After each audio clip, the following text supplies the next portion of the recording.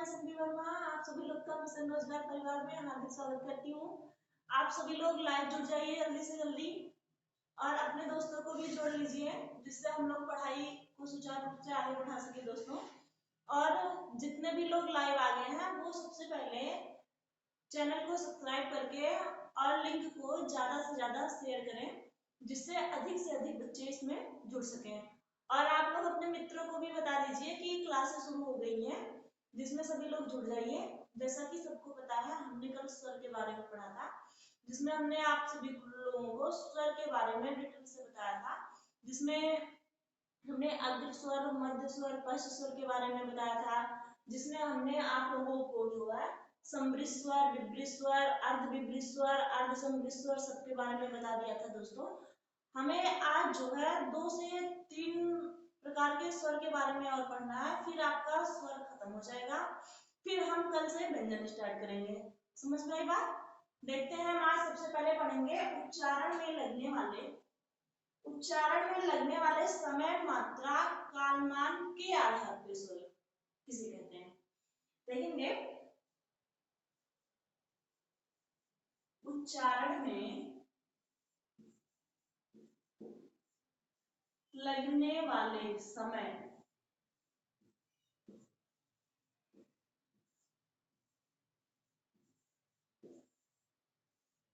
मात्रा,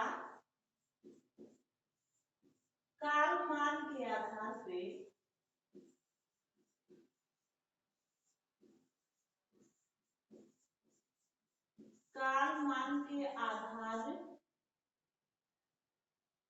पर स्वर, ये हमारी हेडिंग रहेगी दोस्तों। इसके पहले हमने आप लोग को 6 प्रकार से स्वरों का विभाजन करके बताया। हम इसे 7वां नंबर डालेंगे। कौन सा नंबर डालेंगे? 7वां। और हमारा हेडिंग क्या है? उच्चारण में लगने वाले समय, मात्रा, कालमान के आधार पे स्वर। समझ में आई बात? इसको हम 2 भागों में पढ़ेंगे। कितने भागों में पढ़ेंगे? 2 भागों में।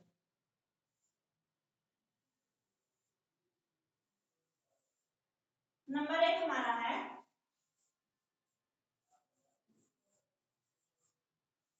ह्रस्व स्वर, जिसे हम क्या कहते हैं? लघु स्वर।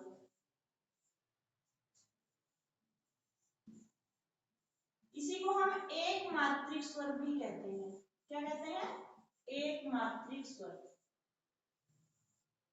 नंबर दूसरा हमारा है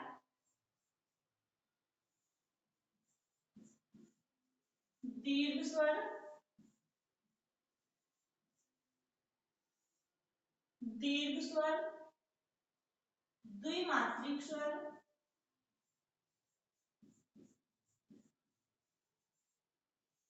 द्विमात्रिक स्वर, दीर्घ स्वर, द्विमात्रिक स्वर और गुरु स्वर भी इसे कहते हैं, क्योंकि दीर्घ और गुरु दोनों का मतलब बड़ा होता है और द्विमात्रिक स्वर का मतलब होता है जिसमें अधिक समय लगे उच्चारण करते समय।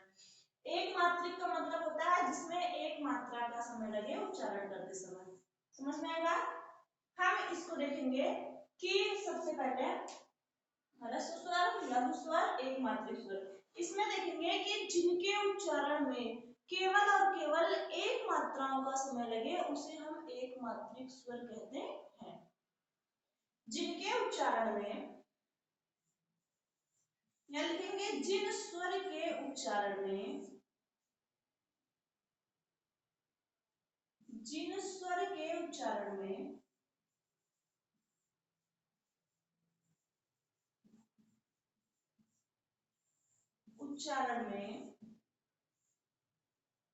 एक मात्रा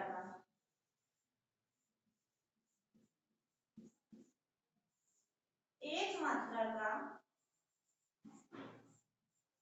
समय लगता है,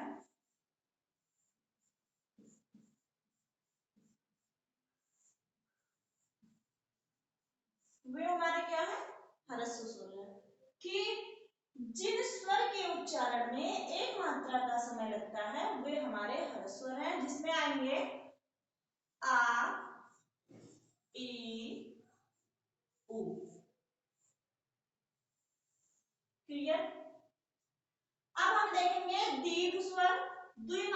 स्वर या गुरु स्वर। कह रहा है जिनके उच्चारण में या जिन स्वर के उच्चारण में, दिख रहा है आप लोग को, जिन स्वर के उच्चारण में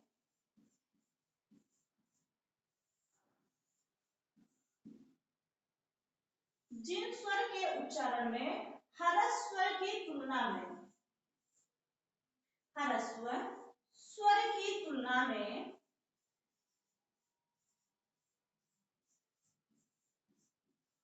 हरस स्वर की तुलना में 2 गुना समय लगे, 2 गुना मात्राओं का समय लगे।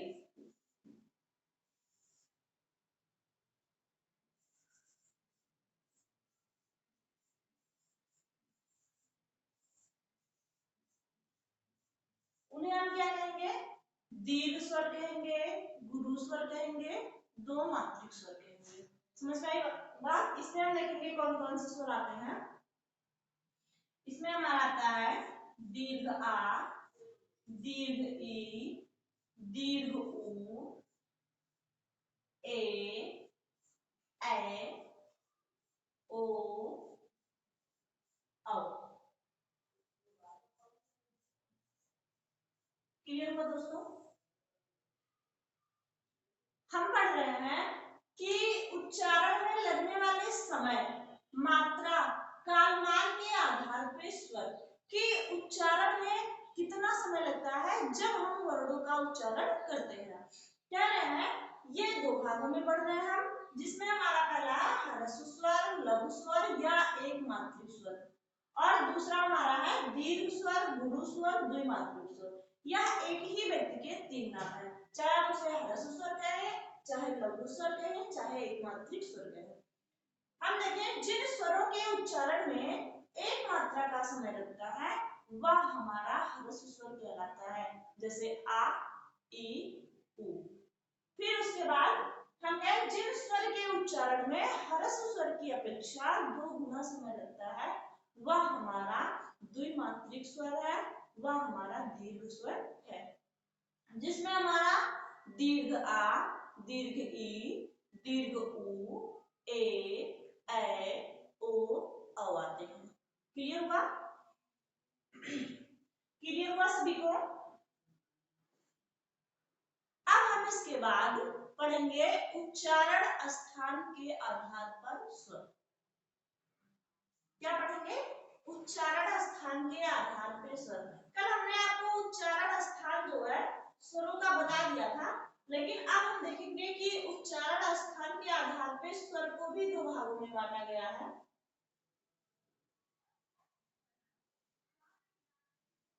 उच्चारण स्थान के आधार पर स्वर।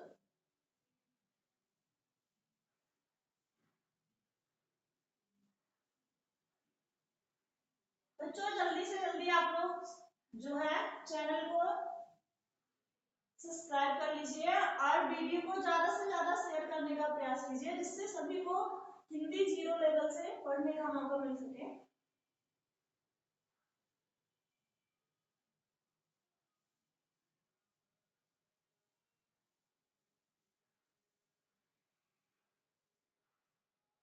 और बेटा यदि समझ में आ रहा हो आप लोग को, सब कुछ अच्छा लग रहा हो, तो आप लोग लाइक भी कर दिया कीजिए, जिससे हमें भी मोटिवेशन मिलता है कि हाँ हम अच्छा पढ़ा पा रहे हैं, हमारी वीडियो अच्छी जा रही है। समझ में आएगा दोस्तों? हम पढ़ेंगे उच्चारण स्थान के आधार पर स्वर।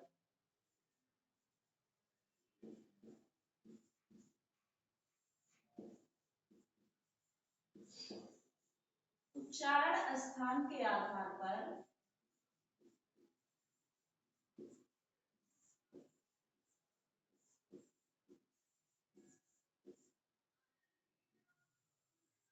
इसे 2 भागों में बांटा गया है। नंबर 1 है अनुनासिक स्वर। अनुनासिक स्वर।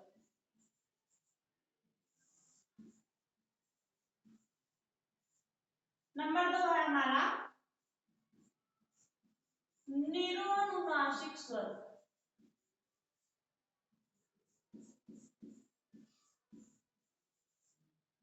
निरोनुनासिक स्वर। ध्यान देंगे हम अनुनासिक स्वर में वे स्वर आते हैं जिनका उच्चारण करते समय जो हमारी मांसपेशियां होती हैं कि जिनका उच्चारण करते समय मुख और नाक दोनों से वायु बाहर निकले वह हमारे अनुनासिक स्वर होते हैं। देखेंगे जिनके उच्चारण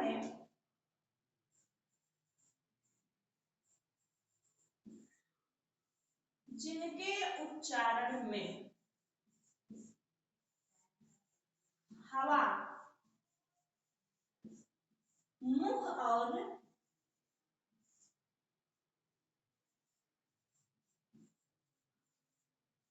नाक दोनों से बाहर निकले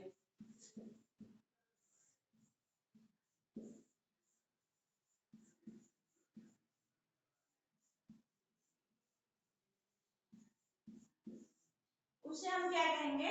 अनुनासिक स्वर कहेंगे। जैसे प्रभु के पंचम अक्षर होते हैं, जैसे इया, हम इया बोल रहे हैं, हम ना बोल रहे हैं, तो ये हमारे नासिका और मुख दोनों से वायु बाहर निकल रही है। जैसे हम बोलते हैं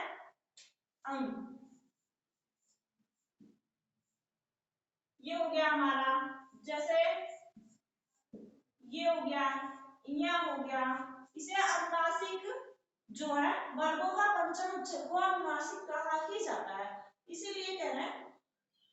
सॉरी बेटा, हमने व्यंजन बता दिया सब में। देखेंगे ई,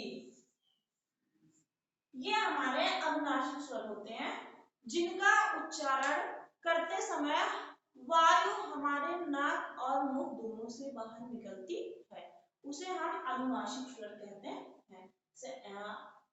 आ, इ।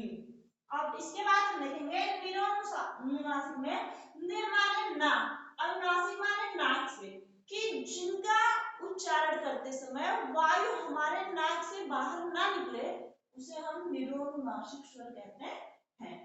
कह रहे हैं जिन के उच्चारण में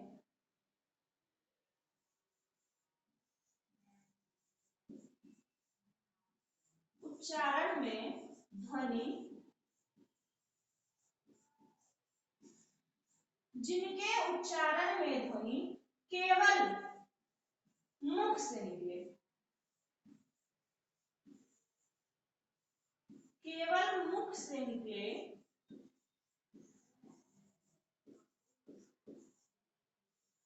उसे अनुनासिक स्वर कहते हैं। जिनके उच्चारण में ध्वनि केवल मुख से निकले उसे निरोनुनासिक स्वर कहते हैं, और जिनके उच्चारण में ध्वनि जो है वह मुख और नाक दोनों से निकले उसे अनुनासिक स्वर कहते हैं। क्लियर हुआ? हम देखेंगे इसमें निरोनुनासिक में हमारा आ गया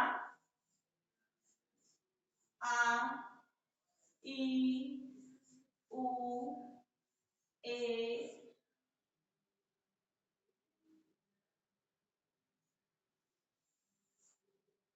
क्लियर? हमने पढ़ा उच्चारण स्थान के आधार पर स्वर, जिसे दो भागों में बांटा गया, अनुनासिक स्वर, निरोनुनासिक स्वर। अनुनासिक स्वर जिनके उच्चारण में हवा मुख और नाक दोनों से बाहर निकले, जैसे आ, इ। और निरोनुनासिक स्वर में जिनके उच्चारण में ध्वनि केवल मुख से निकले वे निरोनुनासिक स्वर होते हैं, जैसे आ, ई, उ, ए। क्लियर हुआ? अब इसके बाद हम पढ़ेंगे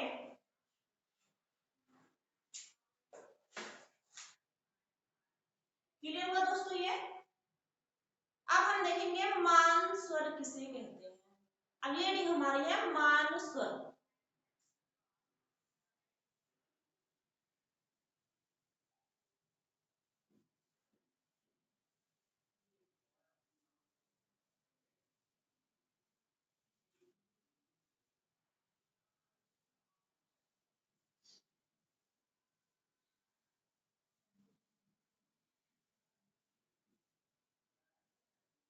ध्यान देंगे बेटा,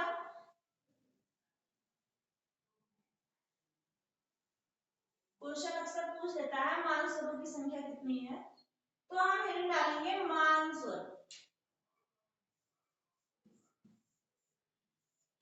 मान स्वर इनकी संख्या 8 है।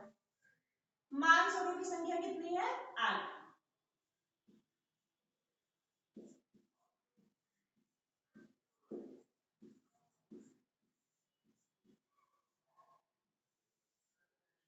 क्या है? मान स्वरों की संख्या 8 है। इसके खोजकर्ता लंदन के विश्वविद्यालय में जो है वो है प्रोफेसर डेनियल। मान स्वरों की खोजकर्ता प्रोफेसर डेनियल ने की है। लिख लेंगे हम, इनकी संख्या 8 है। फिर लिखेंगे इसके आगे, इसके खोजकर्ता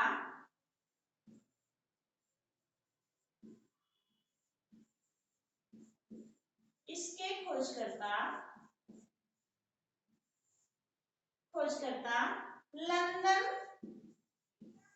विश्वविद्यालय के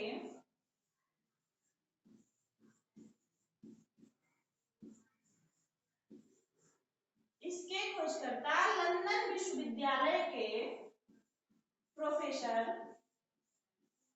डेनियल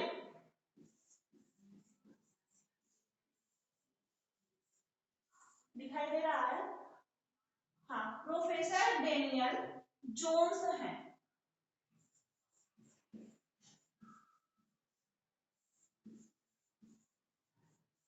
क्वेश्चन आपका यहां से पूछा जाएगा कि मान स्वरों की संख्या कितनी है? 8 है। और पूछा जा सकता है कि मान स्वरों की खोजकर्ता कौन है? तो प्रोफेसर डेनियल जोन्स। आगे देखेंगे, मान स्वर निम्न है। मान स्वर निम्न है। नंबर 1 अग्र समृद्ध स्वर। अग्र समृद्ध स्वर नंबर 1 है। इसमें केवल छोटी ई आता है। क्या आता है? छोटी, कि जो जिह्वा के अग्र भाग से बोला जाता है उसमें केवल छोटी ई आता है, जिसे कहते हैं अग्र समृद्ध स्वर। क्लियर? इसके बाद हम देखेंगे दूसरा अग्र अर्ध समृद्ध स्वर। अग्र अर्ध समृद्ध स्वर, इसमें ए आता है। क्या? ए। उसके बाद हम देखेंगे नंबर 3 हमारा है अग्र अर्ध विवृत स्वर।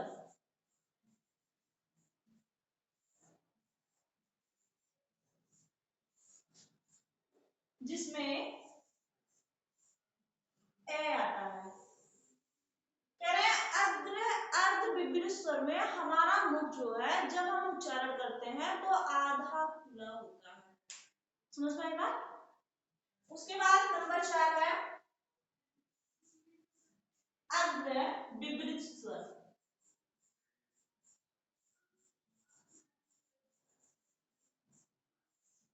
जिसमें आ आता है। इसमें क्या हो गया? आ हो गया। नंबर 5 देखेंगे पश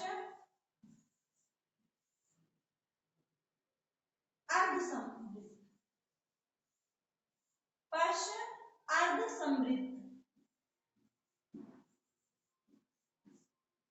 जिसमें हमारा ओ आता है। क्या हो गया? ओ। पश अर्ध समृद्ध में ओ हो गया।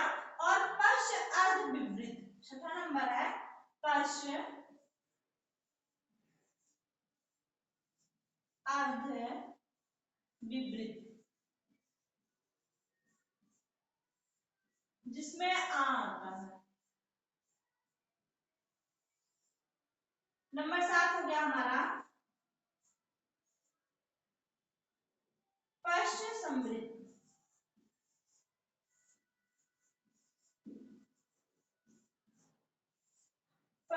सम्मिलित स्वर जिसमें हमारा ऊ आता है। नंबर 8 हो गया हमारा अग्र विवृत,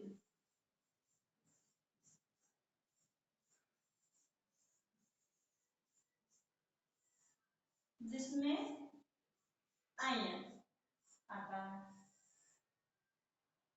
हमने देखा कि मान स्वर इनकी संख्या 8 है, जिसके खोजकर्ता लंदन विश्वविद्यालय के प्रोफेसर डेनियल जोन्स है। मान स्वरों में को निम्न भागों में बांटा है। नंबर 1 अग्र सम्मिलित स्वर जिसमें छोटी ई आती है, अग्र अर्ध सम्मिलित स्वर में ए आते हैं, अग्र अर्ध विपरीत स्वर में अ आते हैं, अग्र विपरीत स्वर में आ आता है, पश्च अर्ध सम्मिलित स्वर में ओ आता है, पश्च अर्ध विपरीत स्वर में आ आता है, पश्च सम्मिलित स्वर में उ और फिर अग्र विपरीत स्वर में ऐ आते हैं। क्लियर हुआ? क्लियर हुआ दोस्तों? अब हम इसके बाद देखेंगे जिह्वा पेशीय तनाव के आधार पे स्वर। कैसे देखेंगे? जिह्वा पेशीय तनाव के आधार पे स्वर, जिसको दो भागों में बांटा गया है, एक शिथिल स्वर है और दूसरा कठोर स्वर। आप जान रहे हैं शिथिल स्वर में आपका आ ई उ आता है और कठोर स्वर में बड़ा, बड़ी, बड़ाऊ, ए ऐ ओ औ आते हैं। क्लियर? एक बार हम लिख देते हैं।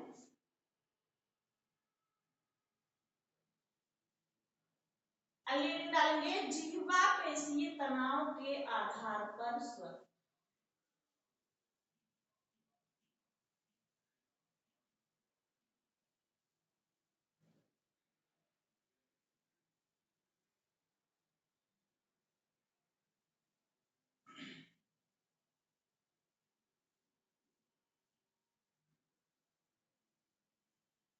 बेटा जिसको समझ में नहीं आ रहा होगा वो तुरंत कमेंट करके पूछेगा कि मैम ये चीज समझ में नहीं आ रही है, आप दोबारा बताइए। जो भी चीजें आपको जहां लगे कि नहीं समझ में आ रहा है आप कमेंट कर दीजिए, ठीक है? लिखेंगे हम जिह्वा पेशीय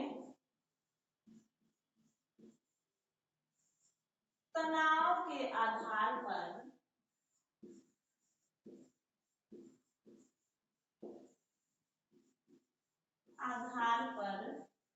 स्वर। जिह्वा पेशीय तनाव के आधार पर स्वर। इसे दो भागों में बांटा गया है। कितने भागों में? दो। नंबर 1 है हमारा शिथिल स्वर।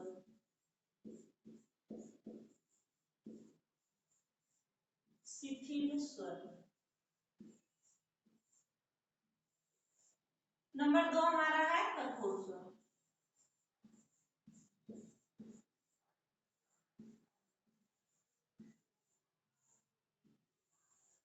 जो हमारे मूल स्वर है उसी को शिथिल स्वर भी कहा जाता है, क्योंकि जिह्वा में तनाव उत्पन्न ही नहीं होता जब हम आ ई उ बोलते हैं, लेकिन जब हम आ ई उ बोलते हैं तो हमारी जिह्वा भी खिंचती है, जिह्वा में भी तनाव उत्पन्न होता है। तो शिथिल स्वर में हमारा आ ई उ आते हैं और हमारे कठोर स्वर में आ ई उ ए औ आते हैं। क्लियर हुआ? इसे हम संधि स्वर भी कहते हैं। बताया गया ना कि जो हमारे संधि स्वर होते हैं वही दीर्घ स्वर होते हैं, वही हमारे मिश्रित स्वर होते हैं। और अब उसी को कठोर स्वर भी विद्वानों ने बता दिया। क्लियर है? अब हम अगली हेडिंग डालेंगे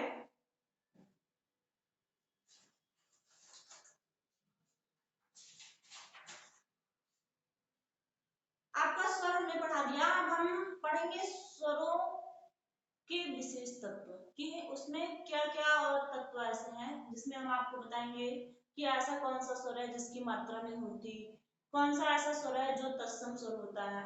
विशेष शब्द डालेंगे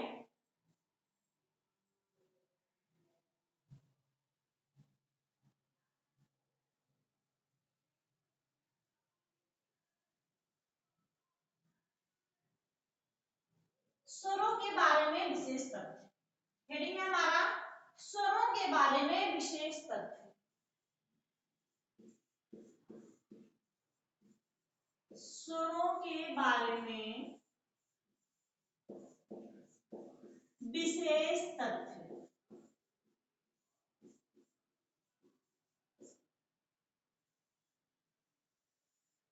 स्वरों के बारे में विशेषता कितने नंबर एक डालेंगे। स्वरों का उच्चारण करते समय, स्वरों का उच्चारण करते समय स्वर तंत्रियां ना के बराबर झंझट होती हैं, इसलिए हम स्वरों को सघोष में रखते हैं। लिखेंगे स्वरों का उच्चारण करते समय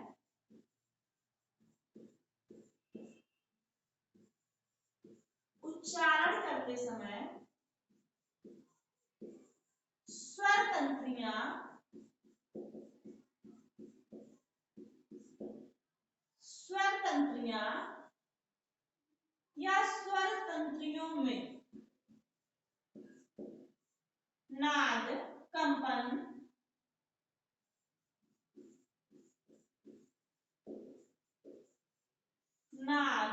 कंपन, गूंज, घोष। स्वरों का उच्चारण करते समय स्वर तंत्रियों में नाद, कंपन, गूंज, घोष, झनकार होती है, अतः सभी स्वर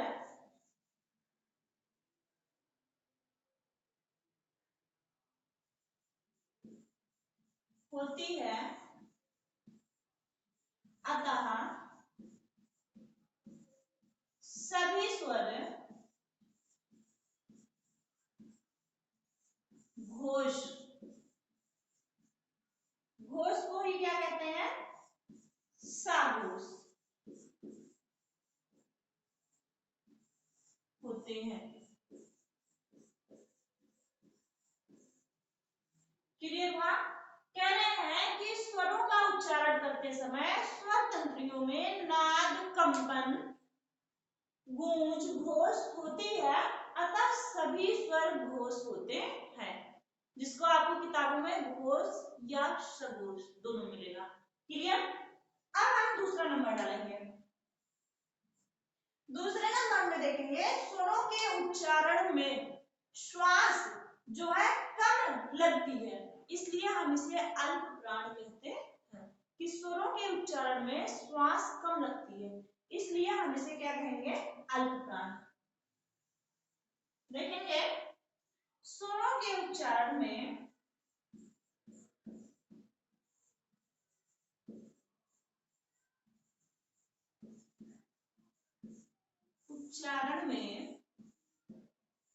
श्वास की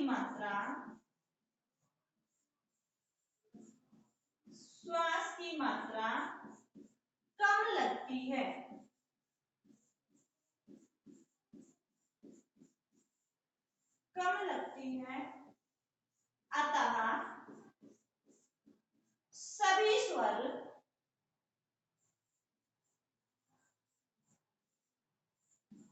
अतः सभी स्वर अल्प प्राण होते हैं।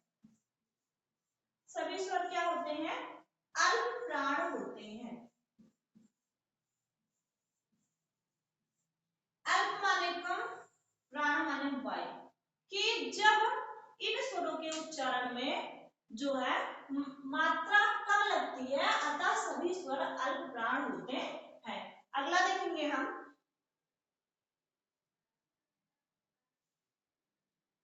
आ एकमात्र ऐसा स्वर है जिसकी कोई मात्रा नहीं लगती है।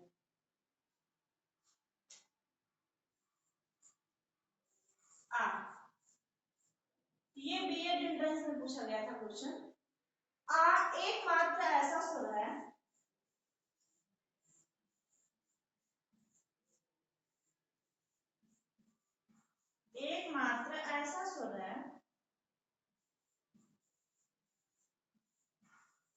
जिसकी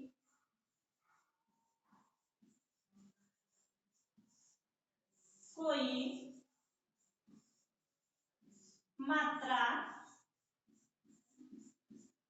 नहीं होती है या नहीं मानी जाती है।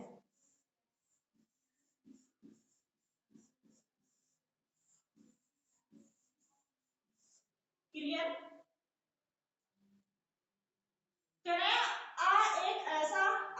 एक मात्रा ऐसा स्वर है जिसकी कोई मात्रा नहीं होती है, इसीलिए ब्रैकेट में लिखेंगे हिंदी वर्णमाला में मात्राओं की संख्या कितनी है? 10 है। स्वरों की संख्या 11 है लेकिन मात्राओं की संख्या कितनी है? 10 है, क्योंकि आ की कोई मात्रा नहीं होती है। ब्रैकेट में लिखेंगे या नई लाइन से लिखेंगे, हिंदी वर्णमाला में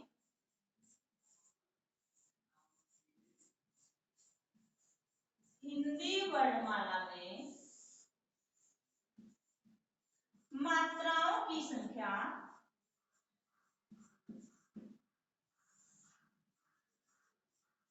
मात्राओं की संख्या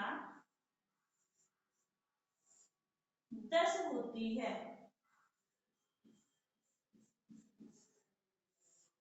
10 होती है। क्लियर? कह रहे आ एक मात्रा ऐसा स्वर है जिसकी कोई मात्रा नहीं होती, इसीलिए हिंदी वर्णमाला में मात्राओं की संख्या 10 होती है। एक पॉइंट और लिखेंगे, नंबर 4।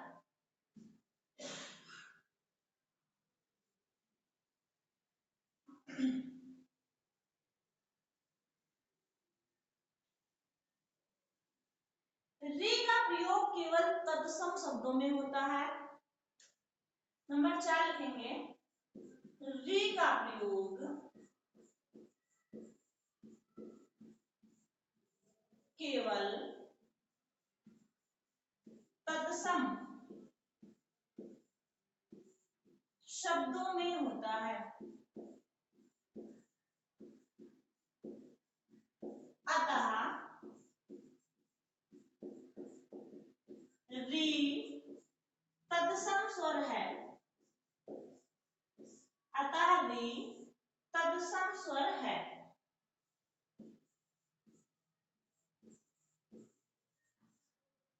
क्लियर हुआ?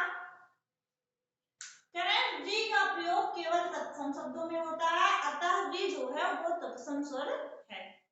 पूछा जा सकता है आपके क्वेश्चन कि कौन सा स्वर तत्सम है, तो उसमें री है। क्लियर? अब हम अगले दिन डालेंगे अयोगवाह ध्वनियां। हमने स्वर पढ़ लिया, हमने 11 स्वरों के बारे में पूरा डिटेल से पढ़ा। अब हम पढ़ेंगे अयोगवाह।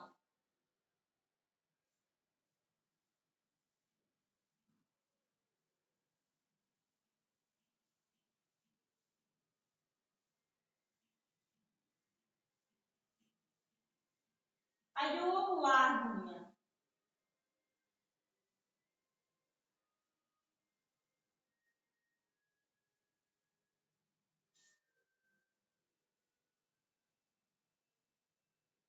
कह रहा है मंजिल उन्हीं को मिलती है जिनके सपनों में जान होती है, पंखों से कुछ नहीं होता, हौसलों से उड़ान होती है।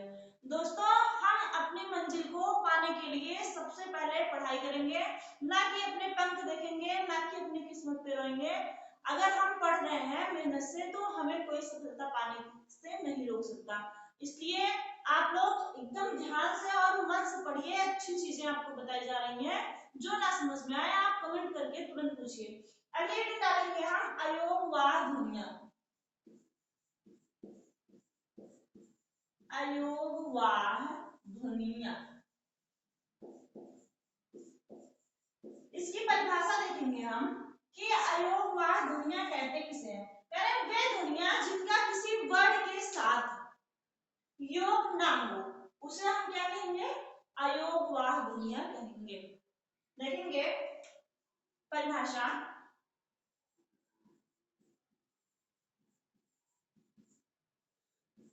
वे ध्वनियां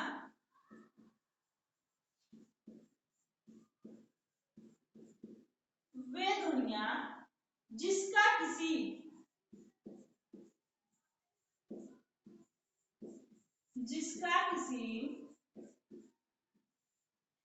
वर्ण से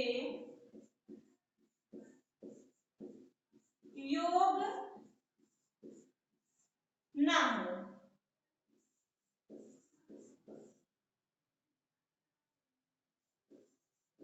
कह रहे हैं वे ध्वनियां जिसका किसी वर्ड से योग ना हो, उसे जो है फिर भी वे किसी ना किसी वर्ग में रखे जाते हो, उसे अयोगवाह कहते हैं।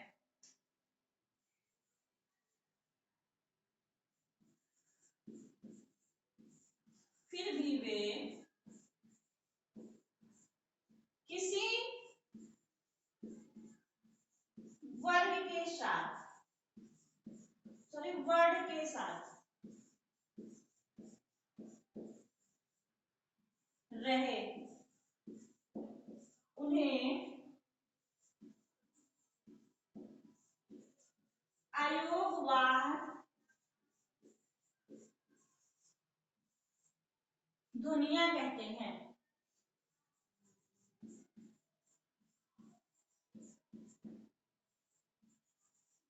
उन्हें अयोगवाह ध्वनियां कहते हैं। कह रहे हैं वे ध्वनियां जिसका किसी वर्ग से योग ना हो, फिर भी वे किसी वर्ग के साथ रहे, उन्हें अयोगवाह ध्वनियां कहते हैं। क्लियर हुआ? जिनकी संख्या 2 है, जिनकी संख्या कितनी है? 2। कह रहे हैं वे ध्वनियां जिनका किसी ना किसी कह रहे हैं वे ध्वनियां जिसका किसी वर्ग से योग ना हो, फिर भी वे किसी ना किसी वर्ग के साथ रखे गए हो, उसे अयोगवाह कहते हैं। इनकी संख्या 2 है।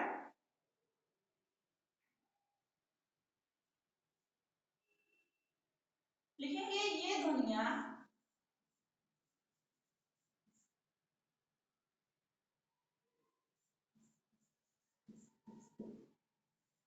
निम्न है।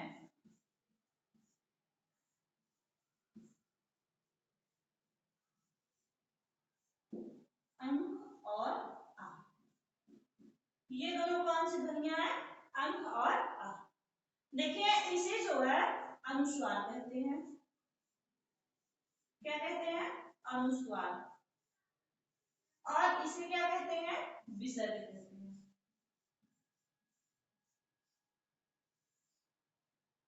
अंक को अनुस्वार कहते हैं और इसे विसर्ग कहते हैं। इसका उच्चारण स्थान नासिका है। क्या है उसका उच्चारण स्थान? नासिका। यानी इसका उच्चारण नाक से होता है। जब हम इसका उच्चारण करते हैं तो हमारे मुख से कम वायु निकल के नाक से ज्यादा वायु निकलती है, और इसका उच्चारण स्थान कंठ है। और ये अल्प प्राण है, इसे हम अल्प प्राण में रखेंगे, और विसर्ग को महाप्राण में। क्योंकि जब हम अंक का उच्चारण करते हैं तो इससे हमारे मुख से कम वायु बाहर निकलती है, लेकिन जब हम आहा बोलते हैं तो हमारे मुख से ज्यादा वायु निकलती है, इसलिए हम इसे महाप्राण कहेंगे और इसे अल्प प्राण कहेंगे। और एक चीज और ध्यान देंगे, नीचे एक नोट डाल के लिखेंगे आप लोग। नोट में इसे जो है क्या कहते हैं? अनुनासिक कहते हैं। अभी हमने आपको बताया ना कि उच्चारण स्थान के आधार पर स्वर 2 प्रकार के होते हैं, अनुनासिक, निरोनुनासिक। तो जिसपे ये चंद बिंदु लगा होता है वे अनुनासिक वर्ड होते हैं। क्लियर हुआ? हमारा स्वर जो है यह लगभग समाप्त हो गया है दोस्तों, जिसमें हम आपको बता देंगे एक साथ ही पूरी डिटेल में कि छोटा बड़ा, छोटी बड़ी, छोटाऊ बड़ाऊ, ए ऐ ओ आ, ये सारे क्या क्या कहे जाते हैं। जैसे छोटा हमारा हो गया, इसे हम अग्र स्वर कहते हैं, ये हमारा मूल स्वर है, ये हमारा आवृत्ति मुखी है। हम एक साथ पूरा इसका फिगर बनवा दे रहे हैं, आपको लिखवा दे रहे हैं एक साथ।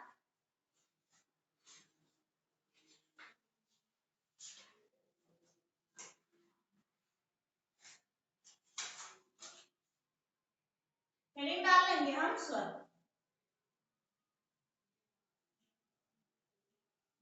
जिसमें हमारे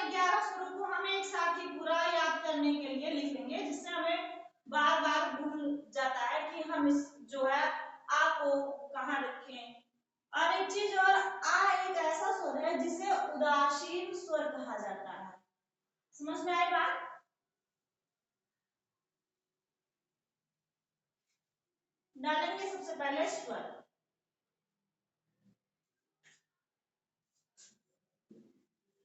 जिसमें हम डालेंगे सबसे पहले छोटा। दिख रहा है? हाँ, सबसे पहले हम डालेंगे छोटा, जिसे हर्ष कहा जाता है।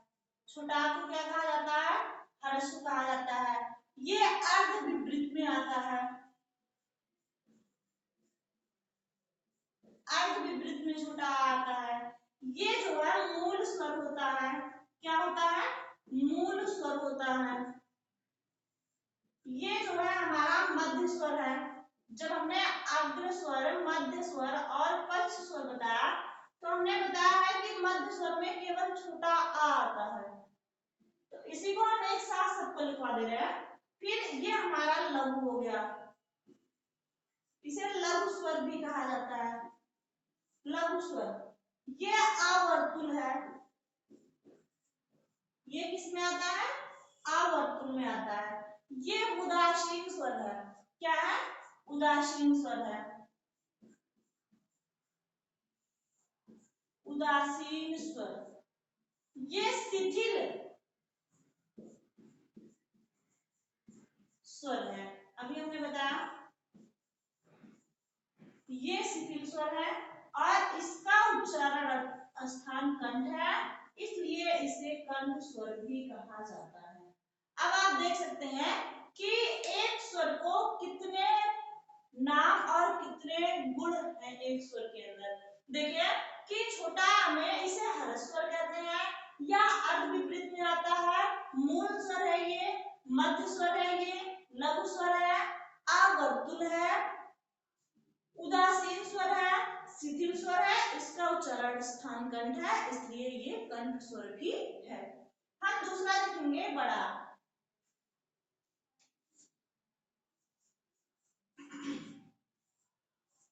ये हमारा दीर्घ है। क्या है? दीर्घ स्वर है। ये विपरीत स्वर है। विपरीत में केवल बड़ा बताया गया है कि जिसका उच्चारण करते समय मुख पूरा खुल जाए, आ, तो वो विपरीत स्वर है। समझ में आई बात? उसके बाद देखेंगे ये दीर्घ स्वर है, ये विपरीत स्वर है, ये पश्च स्वर है। ये पश्च स्वर है, ये गुरु स्वर है,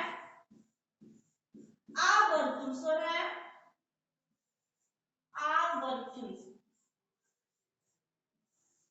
आवर्तुल स्वर है, आवृत्तामुखी है,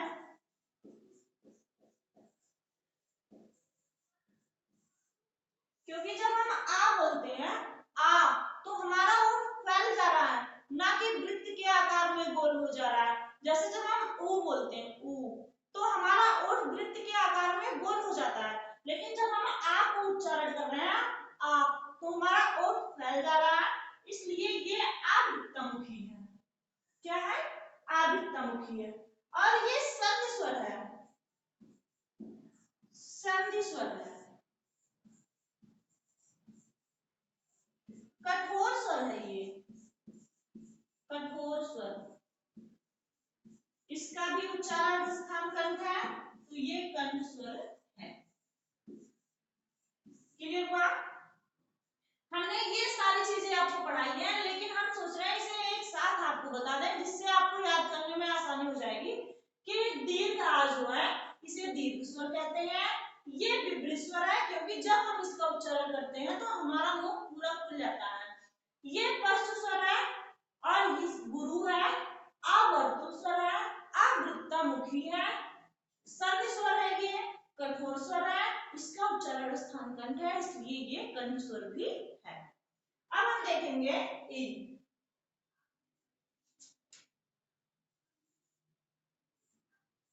ये हमारा ह्रस्व स्वर है। ई ह्रस्व स्वर, ये अग्र स्वर है,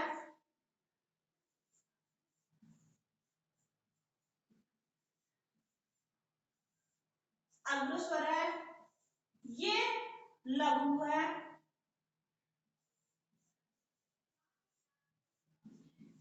ये आवर्तुल है,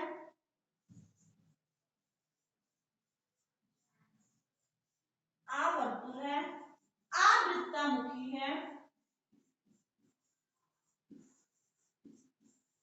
आवृत्तामुखी है। इस इसका उच्चारण स्थान तालु है, इसीलिए इसे तालु स्वर भी कहते हैं। क्लियर? हम देख रहे हैं ई के बारे में। ये ह्रस्वर है, ये अग्र स्वर है। जब हमारी जीवा इसका उच्चारण करती है, जीवा के आधार पर हमने जब अग्र स्वर, पश्च स्वर, मध्य स्वर बताया, तो हमने बताया कि ई ये अग्र स्वर में आते हैं, क्योंकि हमारी जीवा तुरंत दांत से टच हो जाती है और एकदम आगे आ जाती है, इसलिए इसे अग्र स्वर में रखा गया। और ये लघु स्वर है, ये आवर्तुल है, इसका उच्चारण करते समय हमारा ओठ गोल में नहीं हो रहा, ई फैल जा रहा।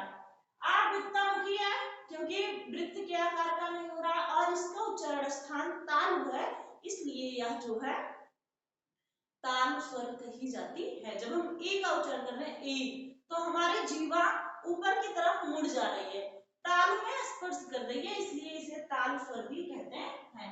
अब हम देखेंगे दीर्घ ई को।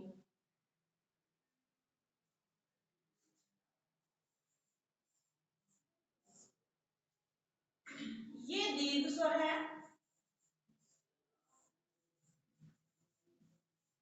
क्या है ये? दीर्घ स्वर है। यह भी अग्र स्वर है,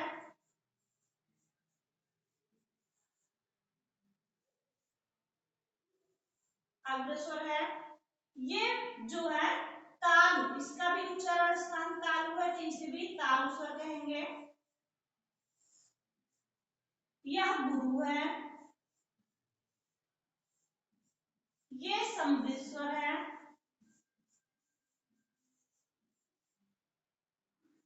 समृद्ध स्वर। आवर्तुल है, आवर्तुल,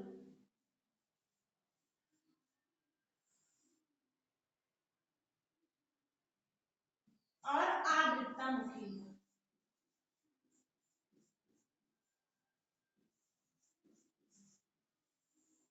क्लियर है दोस्तों?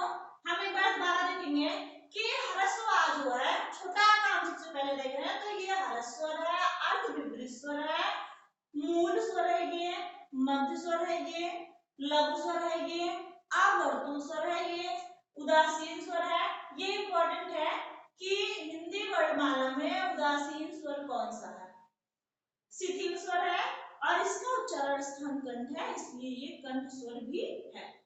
दूसरा हमारा बड़ा, जिसे हम दीर्घ स्वर कहते हैं, जो विपरीत में आता है, क्योंकि जब हम हमारा मुख खुलता है, जब हम उच्चारण करते हैं तो हमारा मुख पूरा खुल जाता है, आ, तो इसलिए ये विपरीत में आता है। फिर ये पश्च स्वर में आता है, छोटा से दीर्घ है, इसलिए इसे गुरु स्वर कहते हैं। आवर्तुल स्वर है, आवृत्तामुखी है, इसे संधि स्वर भी कहते हैं। यह कठोर स्वर है, इसका उच्चारण स्थान में कंठ है, इसलिए यह कंठ स्वर भी है। फिर हमारा ई आ गया, ह्रस्व स्वर कहते हैं इसे, अग्र स्वर कहते हैं, लघु कहते हैं, आवर्तुल कहते हैं, आवृत्तामुखी कहते हैं इसे। इसका उच्चारण स्थान तालु है, इसलिए जो है यह तालु स्वर भी है। फिर हमारा आ गया दीर्घ ई, ये दीर्घ स्वर है, अग्र स्वर है, तालु स्वर है, गुरु है, समृद्ध स्वर है, आवर्तुल स्वर है, और आवृत्तामुखी है। अब हम आगे देखेंगे ह्रस्व उ। समझ में आया ना दोस्तों? हमने ये सब आपको पढ़ा दिया है स्वर में, लेकिन अब हम इसे एक साथ इसलिए बता दे रहे हैं जिससे आपको याद करने में आसानी हो।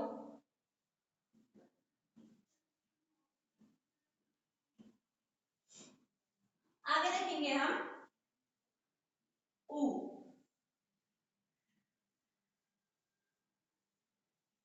उ भी हमारा क्या है? ह्रस्व स्वर है, मूल स्वर उ भी है, उ, ह्रस्व स्वर, मूल स्वर, ह्रस्व स्वर है, मूल स्वर है, वर्तुल है, वर्तुल है ना, वृत्तामुखी है,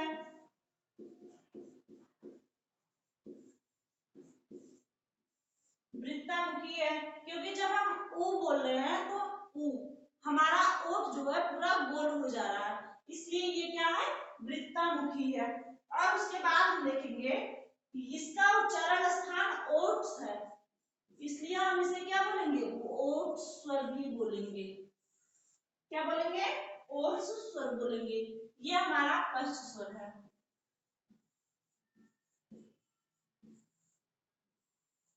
फर्स्ट स्वर है। अब हम देखेंगे दीर्घ ऊ। दीर्घ ऊ जो है ये हमारा दीर्घ स्वर है।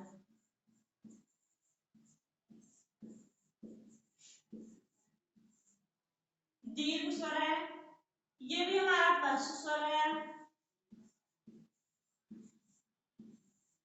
वृत्तामुखी है,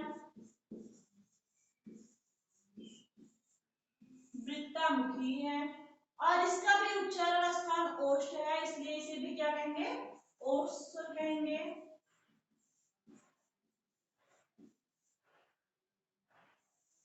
समृद्ध स्वर है, समृद्ध स्वर है,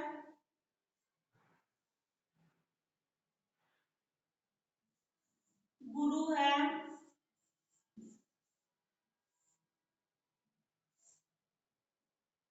क्लियर है। अब हम देखेंगे री। री भी हम देखेंगे, यह भी ह्रस्व स्वर है, आ ई उ री। ह्रस्व स्वर की संख्या कितनी है, 4, आ ई उ री। तो ये क्या हमारा ह्रस्व स्वर है।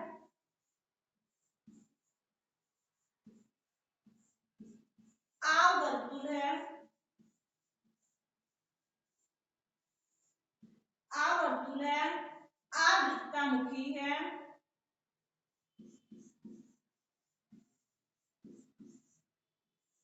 और ये मूर्धा स्वर है, या मूर्धन्य स्वर कहते हैं,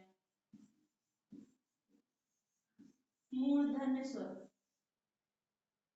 क्यों, क्योंकि जब हम री का उच्चारण करते हैं तो हमारी जीवा पीछे चली जाती है, और हमारा जो आवाज है कंठ से, वो कंठ से थोड़ा सा और आगे यहाँ मूर्धन्य से निकलता है री। यहाँ पे आप टच करके देखिएगा, जब हम री बोलते हैं तो झनकृत होता है हमारे कंठ से आगे।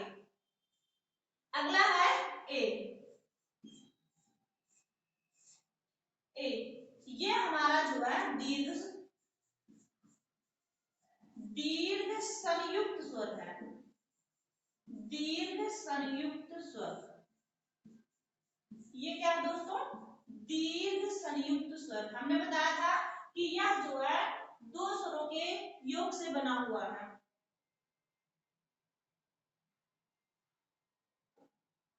दीर्घ संयुक्त स्वर, ये जो है संधि स्वर भी है। क्या है, संधि स्वर भी।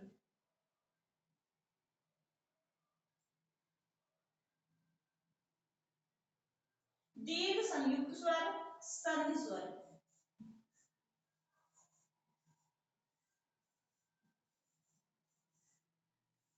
अग्र स्वर है, अग्र स्वर।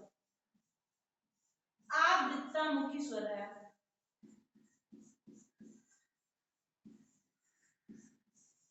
और इसका उच्चारण स्थान कंठ तालु है, इसीलिए इसे कंठ तालव्य स्वर कहते हैं। कंठ तालव्य स्वर, क्लियर है।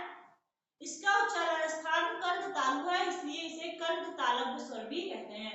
एक बार देखेंगे हम, ऊ जो है ये ह्रस्व स्वर है, मूल स्वर है, वर्तुल स्वर है, वृत्तामुखी है, ओष्ठ स्वर है, क्योंकि इसका उच्चारण स्थान ओष्ठ है, और ये पश्च स्वर है। फिर हम बड़ाऊ देखेंगे, ये दीर्घ स्वर है, यह भी पश्च स्वर है, वृत्तामुखी है, क्योंकि जब हम ऊ बोलते हैं तो हमारा मुख जो है, हमारा ओठ जो है यह वृत्त के आकार का हो जाता है। ओष्ठ स्वर है, समृद्ध स्वर है। री है, ह्रस्व स्वर री है, आ वर्तुल है, आ वृत्तमुखी है और री का उच्चारण स्थान मूर्धन्य है, मूर्धा है, इसलिए इसे मूर्धन्य स्वर भी कहते हैं। फिर हमारा आ गया ए, दीर्घ संयुक्त स्वर है, संधि स्वर है, अल्प स्वर है, आ वृत्तमुखी है, इसका उच्चारण स्थान कंठ ताल दोनों है, इसलिए इसे कंठ तालव्य स्वर कहते हैं। आगे देखेंगे आई,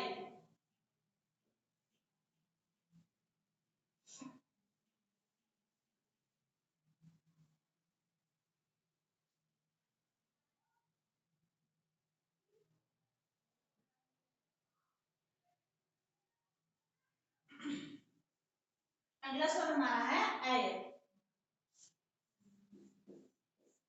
ये दीर्घ संयुक्त स्वर है, दीर्घ संयुक्त स्वर,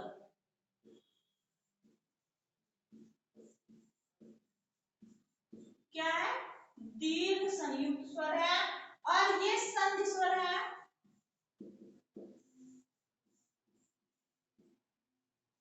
इसका उच्चारण स्थान कंठ तालु दोनों है, इसलिए कंठ तालव्य स्वर है, कंठ तालव्य स्वर है। ये अग्र स्वर है,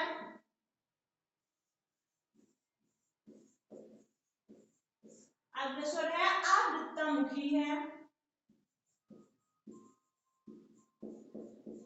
आवृत्तमुखी है, आवर्तुल है, आवर्तुल स्वर। क्लियर? हमने बताया इसका उच्चारण स्थान कंठ तालु है, इसलिए ये कंठ तालव्य स्वर है। अब हम आगे देखेंगे ओ, यह भी क्या है, दीर्घ संयुक्त स्वर, दीर्घ संयुक्त स्वर, दीर्घ संयुक्त स्वर। और उसके बाद ये कंठ ओष्ठ, इसका उच्चारण स्थान कंठ और ओष्ठ दोनों है, ओ का, और ये वृत्तमुखी भी है, कंठ ओष्ठ,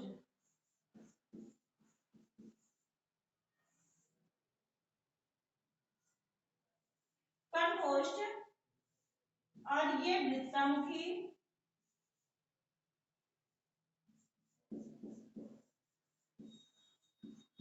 वृत्तमुखी हो गया, और ये अर्ध समृद्ध है, क्या है, अर्ध समृद्ध, अर्ध समृद्ध। ये पश्च स्वर है, पश्च स्वर, ये वर्तुल स्वर है,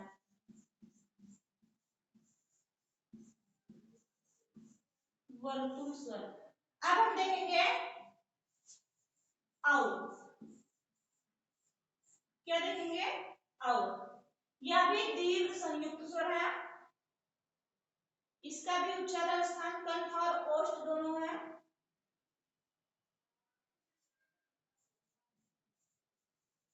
दीर्घ संयुक्त स्वर,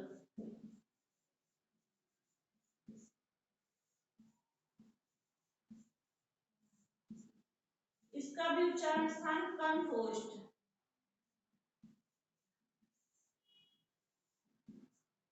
ये भी अर्ध विपरीत,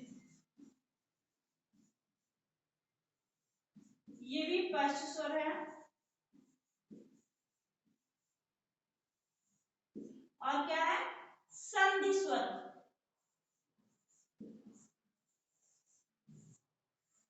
संधि स्वर। क्लियर हुआ दोस्तों? आपका स्वर जो है यह क्लियर हो गया है। स्वर के जितने भाग होते हैं, उच्चारण कैसे होता है, स्वर आवृत्तमुखी कैसे होता है, अग्र स्वर कैसे होता है, सब कुछ हमने पूरे डिटेल से स्वर के बारे में पढ़ा दिया है दोस्तों। अब हम कल जो है वह व्यंजन के बारे में पढ़ेंगे। हमारा स्वर क्लियर हो गया, हमने अयोग वाक पढ़ लिया है, अब हम कल जो है वो व्यंजन पढ़ेंगे।